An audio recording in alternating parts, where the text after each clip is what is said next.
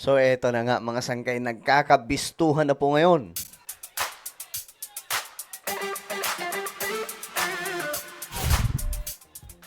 Okay, eto na, nagkakaalaman na po mga sangkay ng katotohanan ng mga pinapakay ng mga ito.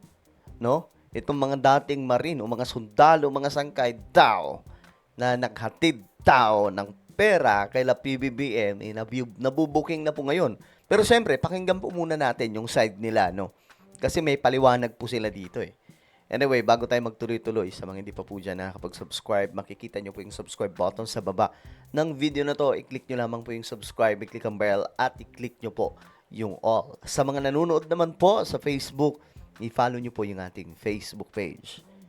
Okay, eto nga mga sangkay, tingnan po natin ang balita tungkol po dito. Iginiit ng mga dati umanong sandalo na naglahad na pagde-deliver umano nila ng mali-maletang pera sa ilang personalidad na wala silang sinusuportahang politiko. Kinwestiyon din nila ang anilang hindi pag-iimbestiga sa kanilang akusasyon. Nauna nang sinabi ng National Bureau of Investigation na iniimbestigahan na nila ang kredibilidad ng kwento ng mga dati umanong sundalo. May unang balita si Maki Pulido. Mga makabayan groups o yung mga oppositionista. Emosyonal ang ilang mga dating sundalo na nagpakilalang mga dating security down ni Zaldico nang humarap sa ipinatawag nilang press conference. Ginigipit daw sila at pinagdududahan sa kanilang alegasyon na naghatid sila ng mali-maletang pera sa ilang politiko at personalidad, kabilang na si Pangulong Bongbong Marcos. Wala silang partikular na tao o grupong itinuro sa likod ng panggigipit. Pero bakit daw di iniimbestigahan ang mga sinabi nila na anilay walang halong politika?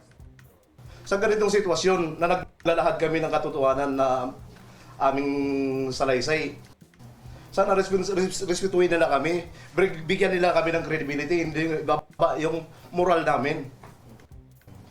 Para ito sa bayan, sir, ang ginagawa namin, sir. Hindi ito pang sarili lang namin. Buhay po namin sa kapamilya namin ang nakataya dito.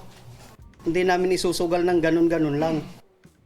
Sa press con, matipid ang pahayag ng mga dating sundalo. Pinanindigan nilang naghatid sila ng pera na nasa 5 maleta sa bahay ng Pangulong Marcos sa Ilocos Norte.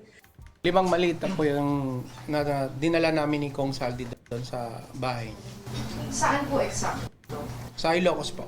Saan po sa Ilocos? Yung ano po, may lake po. Ilan po yung ano.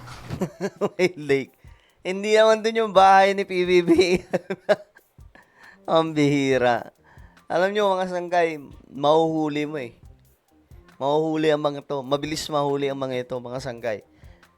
Kung magkakaroon po ng isang hearing, tapos pagtatanungin na po isa-isa yung mga to.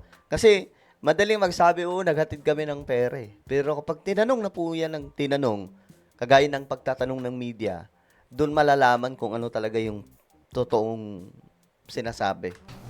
May ano, boss? Yung may lake. Nakita rin daw nila si Congressman Laila De Lima noong taong 2025 sa isang townhouse sa Forbes Park, Makati na laging kamiting si Congressman Zaldico. Yung time na nakikita namin siya, ma'am, 2025 2025 po, sa townhouse. sa townhouse po, lagi po siya doon. Kamiting sila boss. Then, paglabas niyan, may mga bit-bit na po yan sila na kuhan.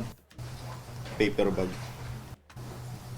Paper bag. At paano nyo alam na may laman yung paper bag na pera? Kasi po, galing po yun Horizon, ma'am eh. Kami po ang nagdadala sa townhouse. Tsaka alam po namin na pera yun kasi sinasabi po ng mga EA, ma'am eh. Tsaka nakikita rin namin. Nauna nang itinanggi ni De Lima ang alegasyong tumanggap siya ng pera mula kay Ko. Ang palasyo tinawag na ring lousy script at paulit-ulit umanong kasinungalingan ang mga alegasyon ng mga dating sundalo. Pero puna ni Vice President Sara Duterte tila raw walang interes o agarang hakbang ang administrasyon na siyasatin ang katotohanan. Tahimik rin daw ang mga civil society groups na dati ay mabilis maglabas ng pahayag. At wala rin daw imik ang mga religious leader na naninindigan daw sa moralidad, transparency at accountability. Nauna nang sinabi ng NBI na iniimbestigahan na nila ang kredibilidad ng kwento at akusasyon ng mga dating sundalo. Sa inisyal na impormasyon ng NBI at Ombudsman, ilan daw sa mga sundalo may kinakaharap na kasong kriminal.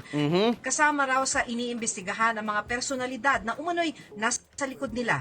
Giit naman ng mga Parang hirap kasi maniwala dyan mga sangkay kung may mga kaso pala ang mga ito, no? Kung may mga kaso sila, posibleng ginagamit lang din sila, mga sangkay, di ba? O nagpapagamit sila. Ngayon, ito, ang luda, mga sangkay ni Remulla. Naniniwala si Ombudsman Jesus Crispin Remulla na may mas malalim na pakay ang paglantad ng 18 dating tauhan umano ni Zaldico. Iimbestigahan na raw ng National Bureau of Investigation ng 18 at ang totoong pagkatao nila. May unang balita si Sandra Aguinaldo. Matapos siyang idawit ng 18 umunoy dating sundalo sa delivery ng pera mula umano kay dating Congressman Zaldico, tingin ni Ombudsman Jesus Crispin Remulla, may mas malalim pang pakay ang kanilang paglantad. They're trying to create a political tipping point. What more? Alam na natin yun, di ba? They want a branch of the service to rise up in arms. Yun naman yun eh. Oh, sa madaling sabi, magkaroon ng kudita. Gusto nila yung mga sundalo. Kita niyo yung atake nila, mga sangkay. Mga sundalo. Pakilala nila sundalo silang lahat kahit hindi naman talaga sila sundalo lahat. Ngayon mga sangkay, doon sila para yung mga sundalo mabuhayan at mag-aklas laban kay PBBM. Ganun po ang kanilang ginagawa. Local yan. I think we know who's behind it. At ni Remulla, nag-iimbestiga na ang National Bureau of Investigation o NBI kaugnay sa pagkatao ng mga nagpakilalang dating Marines. O yan, mabubuking din yan. We're validating first the identities. Siyempre, dapat alam natin kung sino-sino itong mga taong to. Kasi the 18 Marines was supposed to be for parang political effect. But not all of them are Marines or not all of them are in the active Hindi lahat Marines. service. And many of them were dishonorably discharged. Na marami ron, discharged, and there's many of them even have had murder cases. Kita nyo mga sangkay? Ang titindi ng mga kaso pala ng mga yon. E paano natin pagkakatiwala? Diyos ko po. Hindi kayo mga sangkay, ang tingin ko lang dito,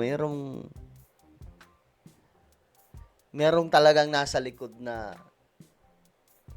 yun siguro ang kailangan nilang alamin sino yung nasa likod niyan kasi ang titindi ng mga ginagawa eh. Alam nyo, napapaniwala pa naman yung iba. Di ba? May mga kilala ko na napapaniwala ka agad sila. Kahit hindi pa naman talaga nakukumpirma kung totoo.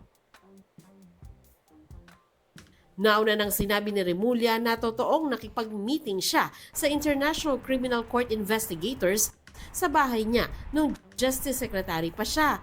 Pero giit ni Remulla, walang masama na nakipagpulong siya sa ICC. We already sent Baligot a word to produce the 18 affidavits.